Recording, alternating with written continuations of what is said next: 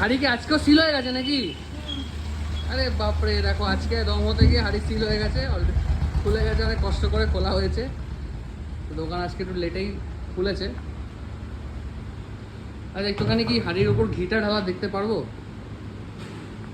ঠিক আছে, আজকে আরেকবার দেখবো যে হাঁড়ির মধ্যে ঘিটা কীভাবে যাচ্ছে। একদম হাঁড়ি ভর্তি রাইস, ভেতরে চিকেন মাটন সব কিছুই আছে। আর এখানে ঘিটা দেওয়া হবে, এটার জন্য ক্যামেরাটা আমি অন করলাম, কতটা পরিমাণ ঘি যাচ্ছে আর কীভাবে যাচ্ছে। আচ্ছা, কয়েকজন কমেন্ট করছিল যে অনলাইনে সুইগি জোম্যাটোতে সবাই চেক করছে কিন্তু পাচ্ছে না বিরিয়ানি ওয়ালিকে। কাল থেকে আবার অ্যাভেলেবল হয়ে গেছে সুইগি জোম্যাটো, যারা অর্ডার করতে চায় তারা করতে। মানে এখন থেকে যদি কেউ অর্ডার করতে চায় পেতে পারে, তাই তো? ঘি অলরেডি দেওয়া হলো। আচ্ছা, কতটা ঘি গেল এর মধ্যে? বলা যায় না, গেল 250 মধ্যমগ্রাম বারাসাতের দিকে যে দোকানগুলো রয়েছে ওখানে তো 1 কেজি 500 করে ঘি দেওয়া হয়, তো তুমি দিচ্ছ না কেন? আমাদের যতটুকু লাগে ততটুকু আমরা দিই।